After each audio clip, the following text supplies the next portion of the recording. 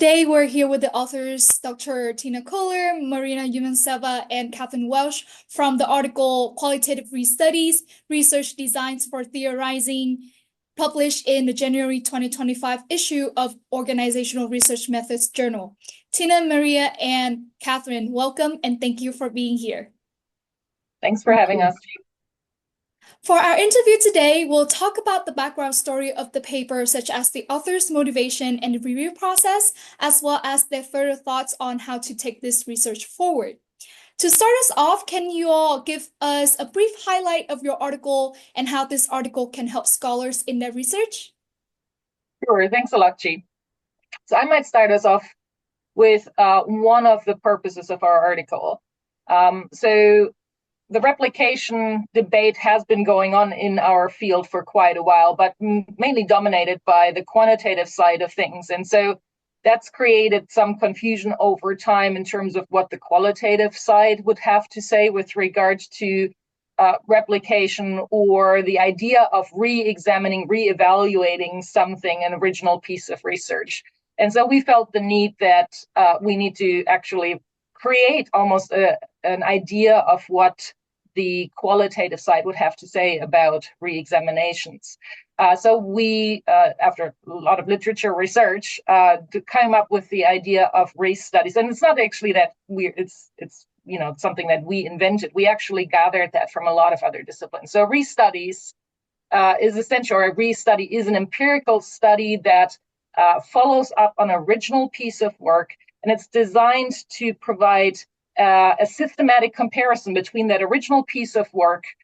This could be through the original data, it could be through analytical results or field setting, to essentially re-examine and re-evaluate if what we conclude from that original study would still hold now.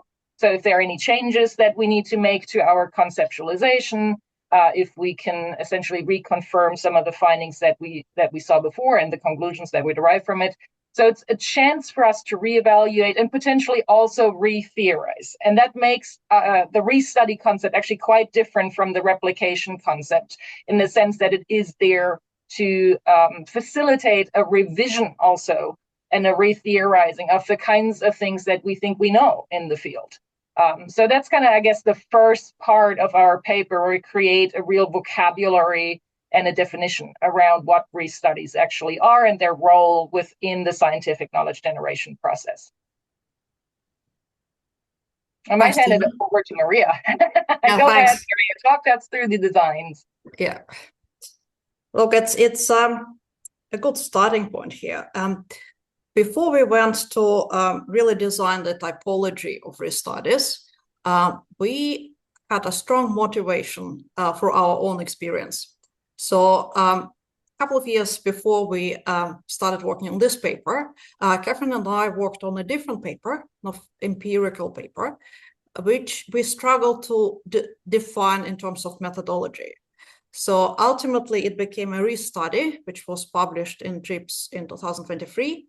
And that paper and that work really started us thinking about how do we define what we have done in terms of methodology, and how do we position it within a broader context? Has anyone else done something similar?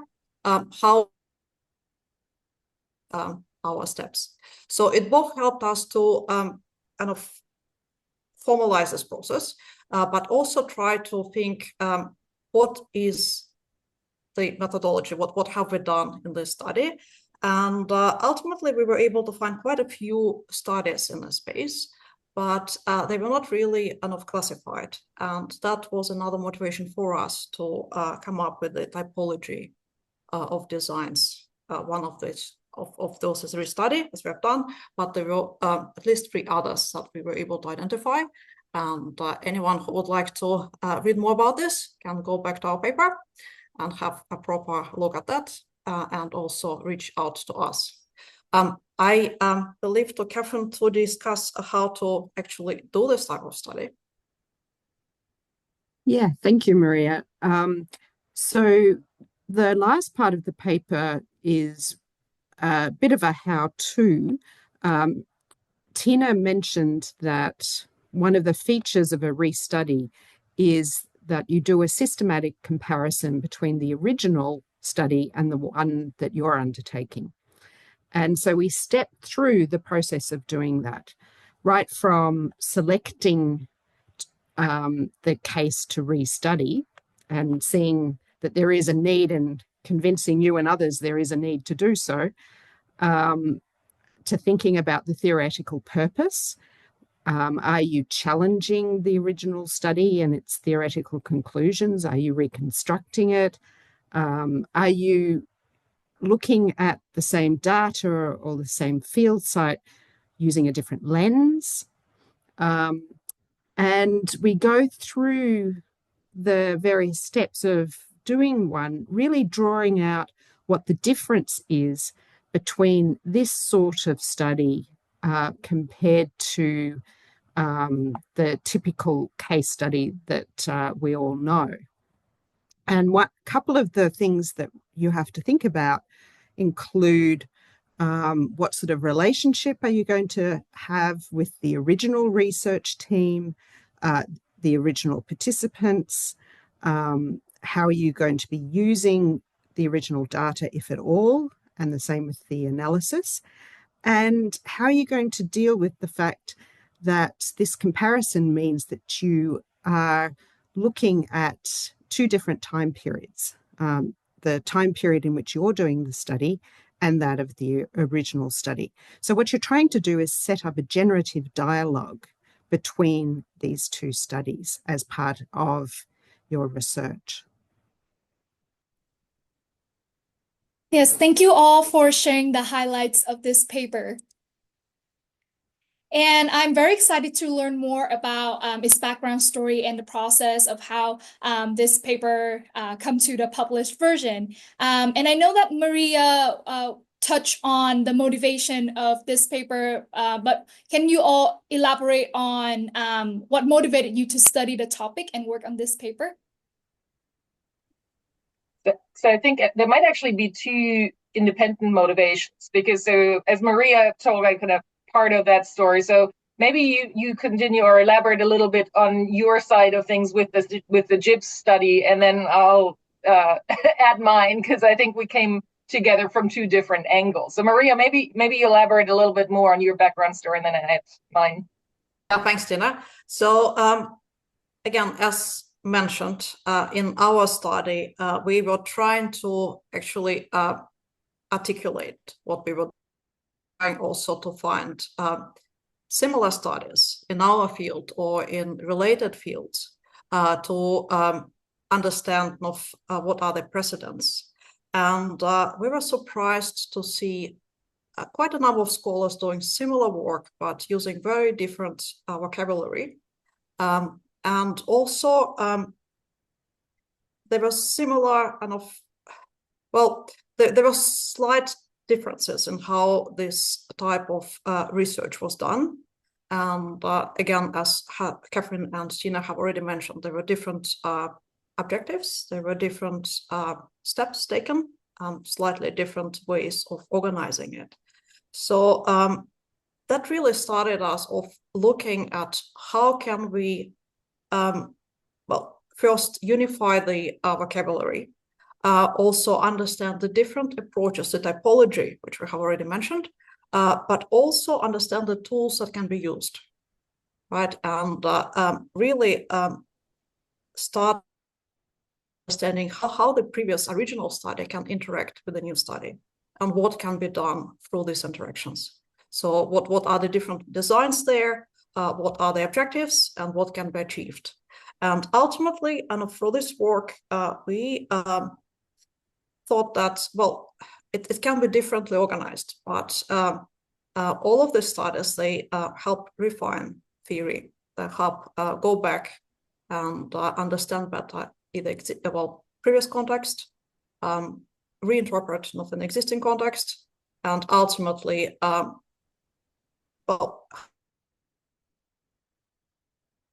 of existing studies and improve the theory. All right, so go ahead, Catherine.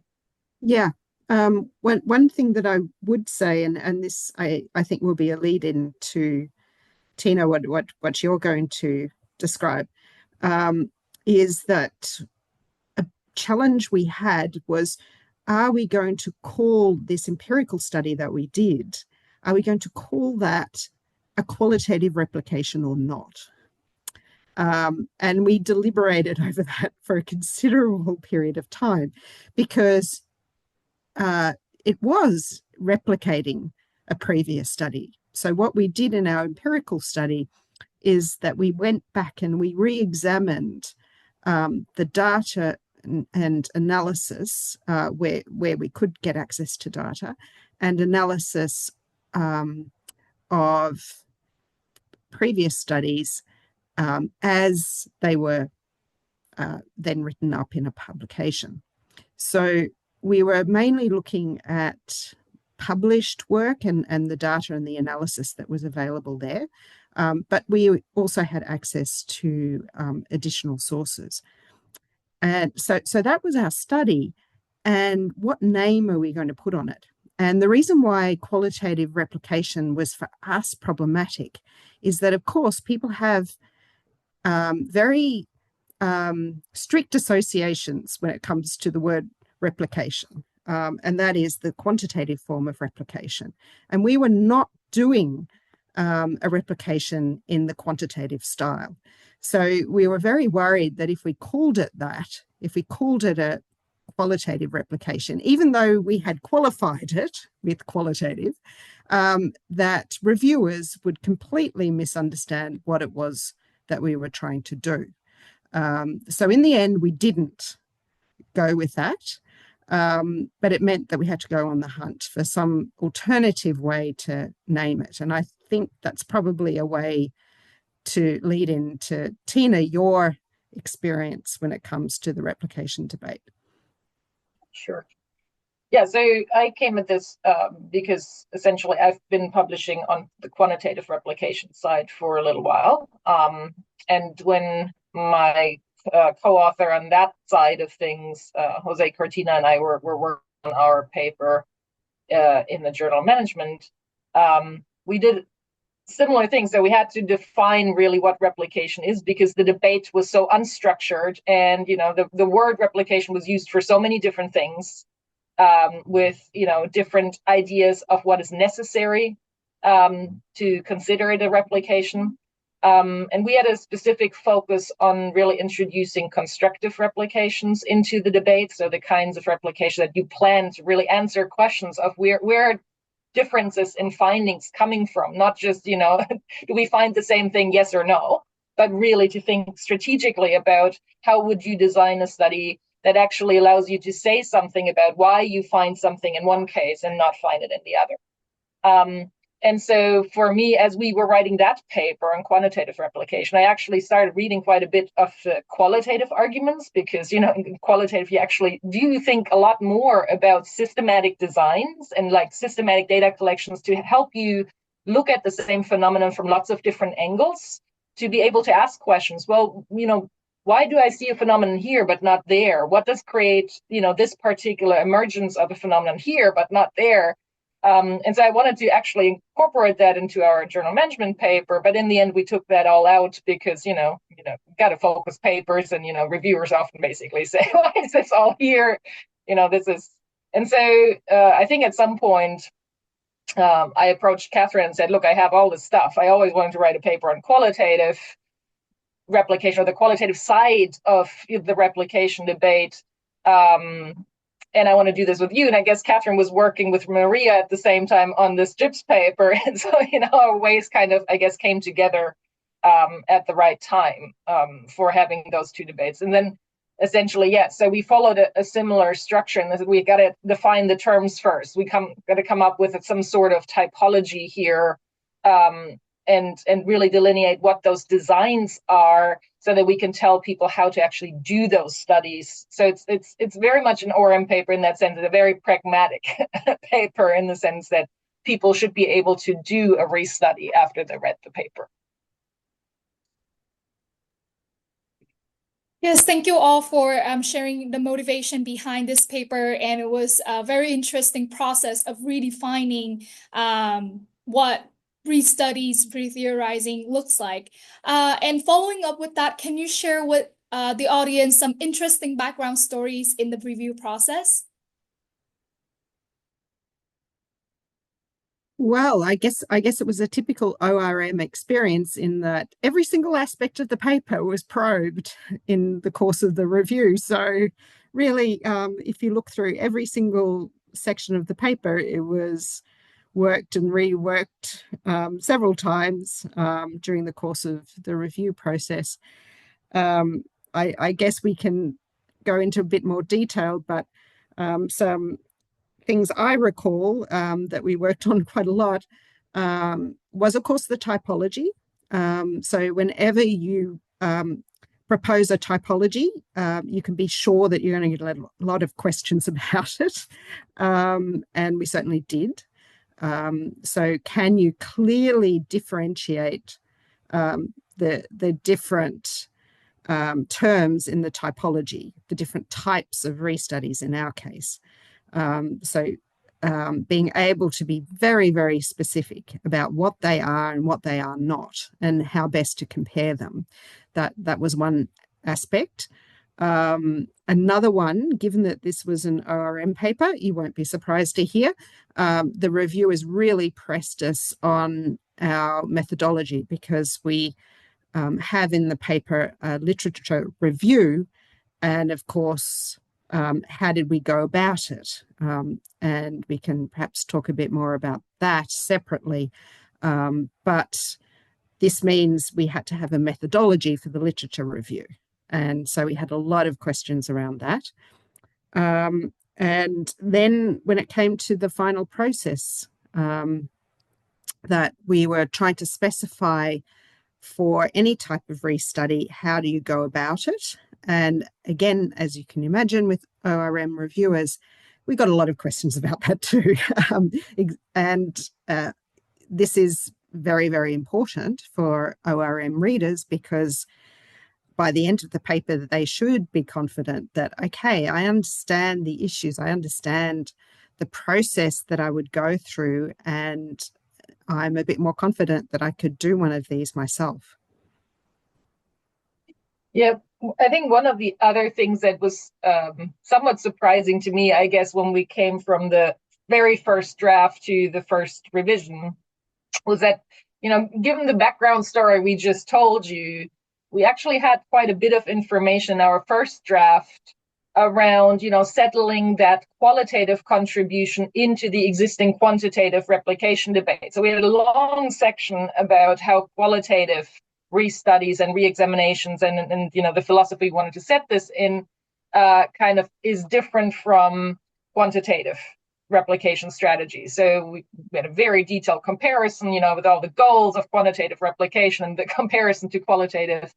And the reviewers basically said, you don't need any of that. And for us, it was quite interesting, because it felt like, essentially we were providing the rationale for why we are even doing this study by doing this comparison. But the reviewers were like, no, this is not really that interesting, and you don't have to engage with the quantitative replication debate so much. So we have a short section now in the paper that basically highlights that the objectives of what quantitative replication is about, so the goals and the reason why we do it, is quite different in its motivation from the qualitative side. And that also, of course, the qualitative side often works in very different epistemological systems, so that there is no direct comparison that can actually be driven between the two. But that whole kind of, let's talk about what the qualitative contribution to the replication debate might be, all of that got taken out. And so that was surprising to me, because we had spent a lot of time, thinking, this would be where we'd have to really position ourselves with regard to the contribution of our work. And that's not where it ended up. Funnily enough, now that part is in a book chapter in a new book by Uwe Flick on qualitative research, and so we have a chapter in there and designs and the comparison of like what qualitative replication is or isn't, and really integrating it into that existing debate on whether qualitative research should call itself replication or not, what that would look like, and then you really see within the qualitative research community the different tensions between different ontological and epistemological systems. So, the more positivist side of the qualitative research field discusses qualitative replications in quite a different way from maybe the more constructivist side, which kind of we have picked also as a kind of a backdrop in terms of what, an understanding of qualitative race studies should be like.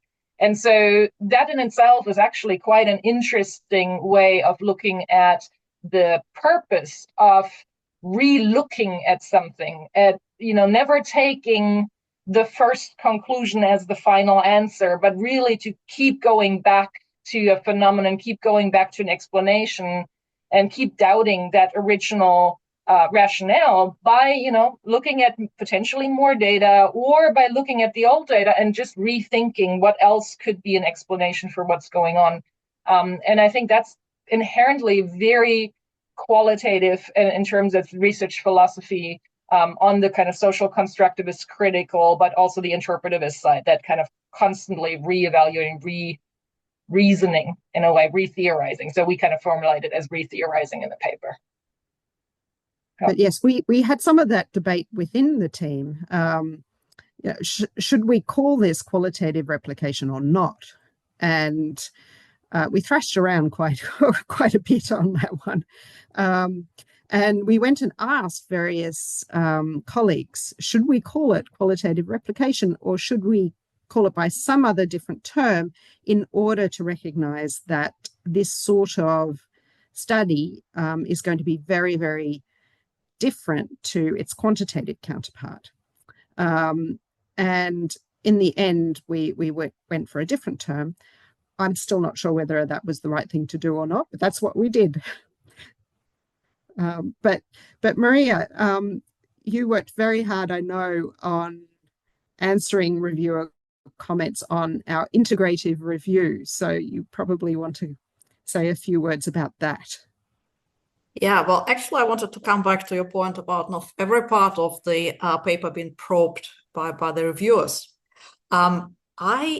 My impression was actually that it was a faster and not as well. It just was a much faster process, a smooth process compared to our initial debates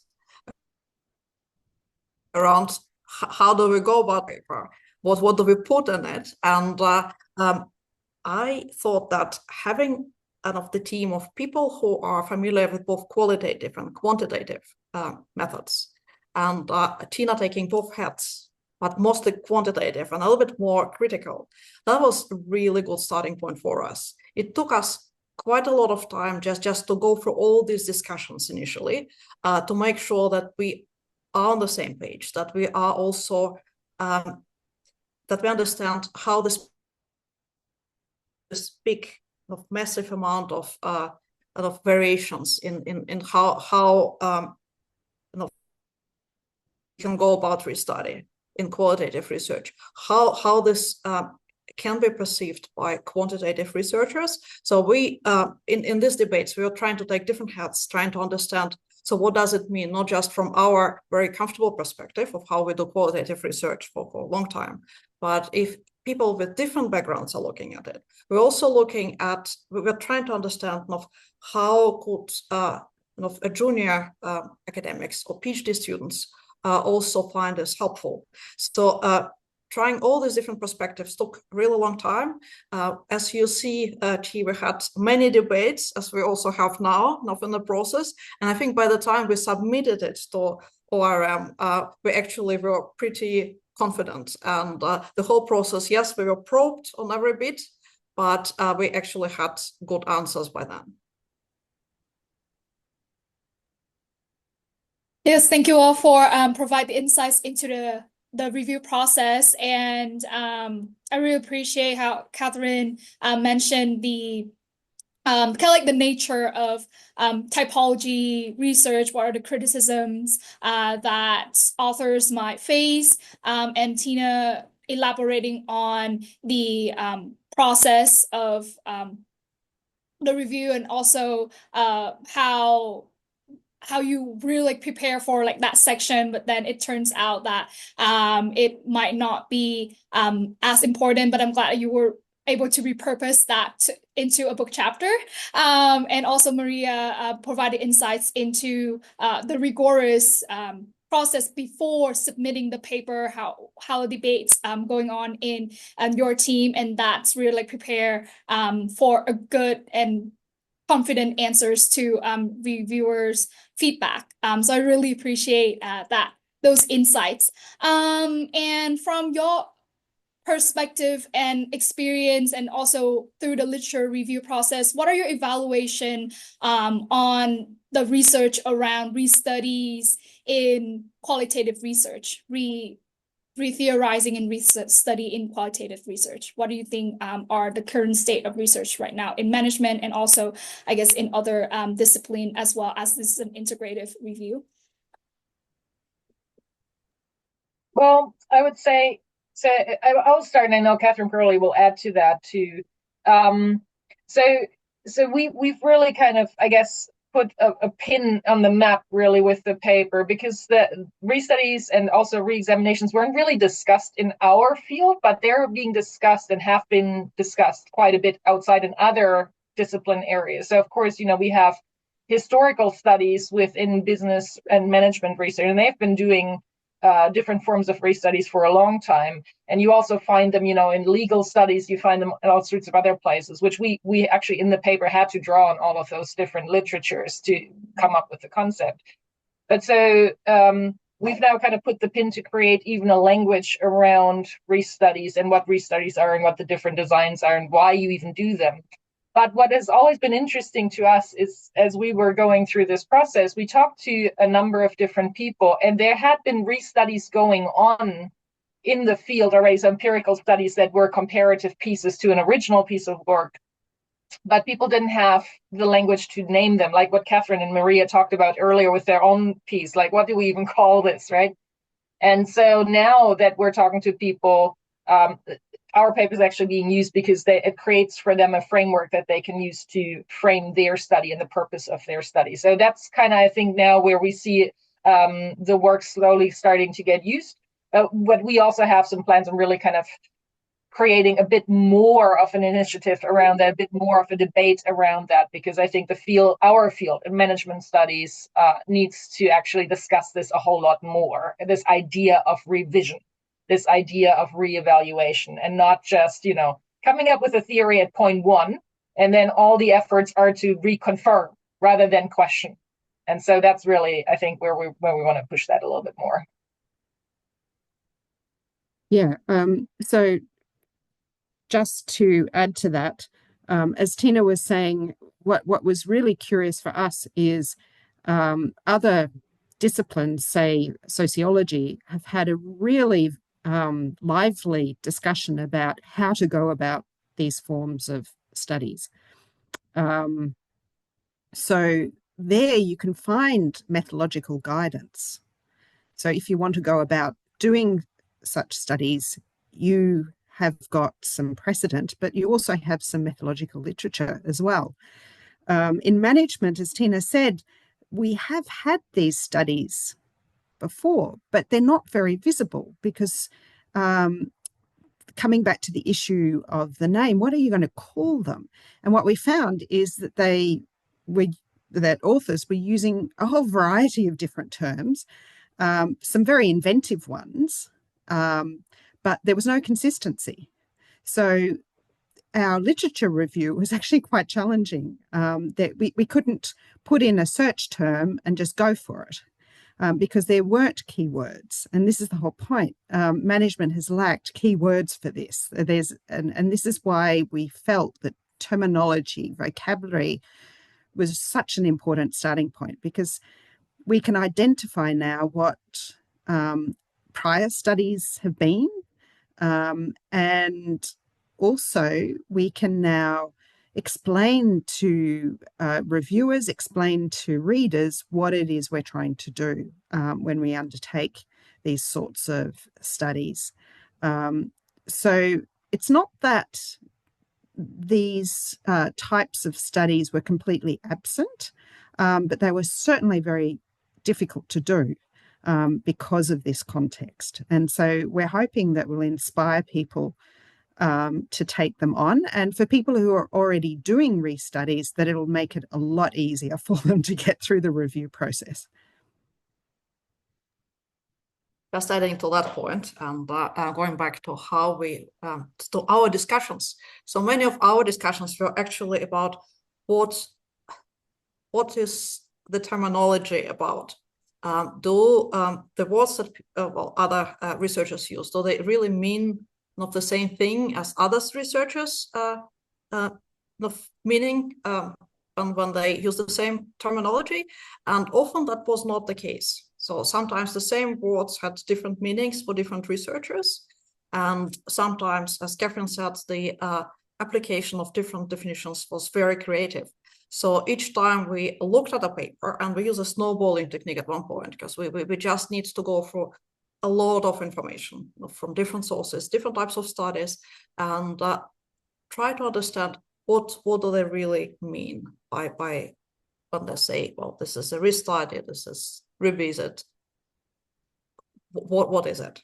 Often it was not what we imply by it, but in some cases, it was a completely different terminology, very creative, which was actually similar, aligned with what we were doing. So a lot of it was just trying to understand what is happening in our field and trying to get this collective understanding of the value of these methods for us and how we can use them. Because there are many examples. They all are not as visible as both Catherine and Tine have mentioned for various reasons, vocabulary ones, and just trying to pull them together, understand the typology, and give examples from our own field of how these types of studies can be done and what is their value.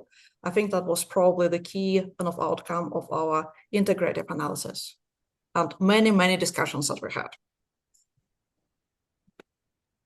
Yes, and this paper have provide the framework and the language for projects that relate to restudying, retheorizing. What do you all think are the future directions? Where do scholars going from here? Well, I mean, so I guess we could talk about scholars that use restudies as their research design. I mean, for that, it's hard to say because hopefully, lots of people within management would find this useful, really identifying an original piece of where an original study for which it is now time to be reevaluated, or to find a piece of work that somebody has done 20 years ago, but now they really kind of feel like that data needs to be reevaluated because they might have another data collection opportunity, or they might they would look at that same data from 20 years ago in a very different way today. So there might be a new way of looking at things. So we kind of hope that people have, they get an option now, they get an opportunity, right, by learning what restudies are, how to use them, and why to use them. So where the theorizing potential lies, in a sense, of doing a restudy, that they go and say, actually, I have data like this, or actually, I have a data collection opportunity, and this would be a really great time to do it, to contribute to a debate in the field, or to really, resolve, probably not, but, relook at some issue that's going on in a debate that's going on. So I guess we hope that management research will find it quite inspiring, and will make them look at data collection opportunities and research design opportunities in different ways. And then for me, the other side is that retheorizing component. I really kind of want people to get very, very comfortable with the idea that all of our explanations and all of our conclusions are transient. They are kind of things that we look at and explain now from the knowledge that we have now, from the literature that we have now, also based on our own experiences, right? As qualitative researchers, we are in a way shaped by our backgrounds, our methodological knowledge. So all of that contributes to our interpretation. And to get very comfortable with the idea that, at a different time, we might think about this differently. And both of those explanations are valid explanations in their own right, but it shows that phenomena are complex, that looking at the world is not a one-story black and white thing, but that we actually do need to encourage different voices, different interpretations. And so that for me is a big component of really where I would like the field to move, to get more comfortable with this idea of different explanations. Yeah, perhaps an example might help at this point. So one of our inspirations for this work is a very eminent sociologist, Michael Burawoy. And Michael Burawoy did his PhD research in a factory in Chicago. So he was doing an ethnography, participant observation. So he was working on the assembly line. And it turned out that he quite coincidentally had chosen the same factory that a previous student at Chicago a generation ago had studied as well. But that's another story. But anyway, many years later, he went back to the factory, or at least the site that the factory used to be on, the street in Chicago. And he saw that the factory where he worked was now a parking lot. So that's an extreme example of a restudy. You know, you go back to the original field site and you see that it's been completely transformed. In his case, it no longer existed. And this is the thing. So not only do our own theoretical lenses change, the world changes too. And the factory's turned into a parking lot. There's a big story there, and that's the story of globalization. The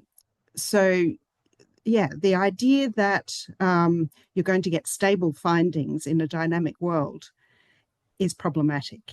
And qualitative researchers really have an opportunity here to enter the replication debate and inject it with some of these innovations. So we're not looking for stable findings. We're not looking to replicate in the sense of getting the same results. We're going into the field expecting that we're going to find something different, and to use that as a basis for retheorizing, and in that way improving our theories and making sure that they're relevant. I just wanted to add to this, mentioning that Michael Brower was a PhD student doing his study. He didn't go into restudy, but he had a chance. And I think one of the outcomes of this work for us would be to encourage more junior academics to take this path and not always try to invent new theory, but actually consider on equal terms an option to go and to do restudies or to do any types of designs that we suggest, and try to re-examine existing theory, and also when they do so, being accepted as equally important contribution to development of the field, not just going for new theories all the time, but really starting these debates of what are we doing so far. And I think in many instances, PhD students can be really important contributors to this debate, bringing fresh insights. I love Robert Tine, I love Kathleen Eisenhardt. People, more studies cited in the methodology sections of PhD work, of PhD thesis. And I think there's a lot more happening there. And this is where we would like also to make contribution, just to extend this area and make sure that it's not always about getting this very narrow type of process done, but being creative, trying to find ways how you can contribute and be critical about what has been done. I think it's a really important part of this work. Yes, I think it's really inspiring and empowering in the call to revisit and rethinking, challenging current assumptions and current theories. So with that, what advice do you have for scholars who are interested in exploring restudy, retheorizing for their research? Well, hopefully they can get some inspiration to actually do it, and hopefully too find it a bit easier than what Maria and I found it to be, because when we were trying to put a label on our own study, we ended up reading a lot, because we were on the hunt for a term, some way in which we could explain to reviewers exactly what it was that we'd done. So future researchers hopefully don't need to go through that agony, and they can just read our paper.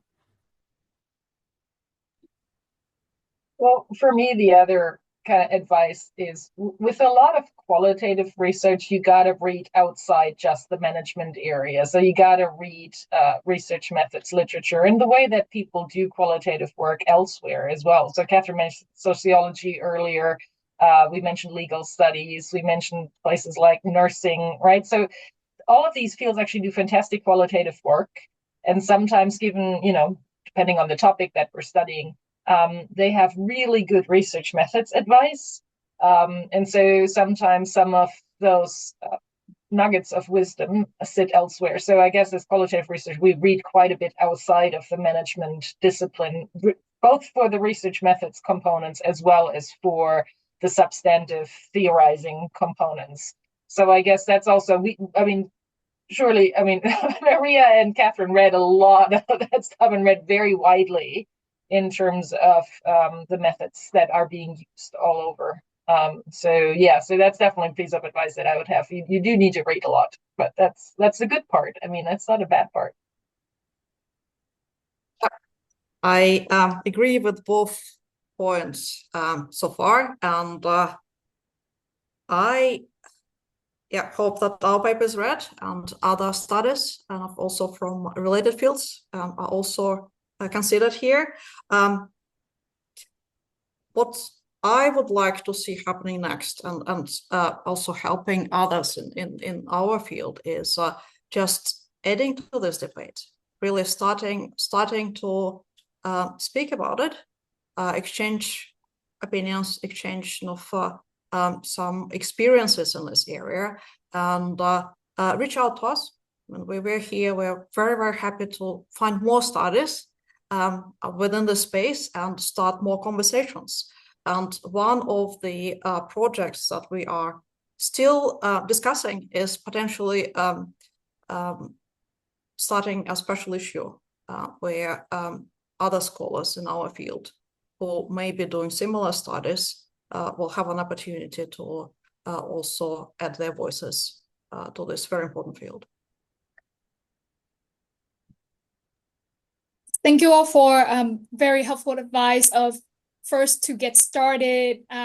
We just need to engage and really do it, and also the call to read broadly, read interdisciplinary, and for Maria to bring up the potential of a platform for the similar studies to be published and to be introduced to the scholar academic community. So with that, do you all have any other thoughts that you want to share for the audience that we have not covered today? Not from my end. Thank you very much, Chi. This was, I think, a lot of detail that we provide. Yes. So thanks for asking us good questions. Yeah, thank you. Thank you. Yes, thank you all for participating in this interview, and also for your work in providing the framework of restudy and retheorizing for qualitative researchers in our field and in other fields as well. But thank you all very much.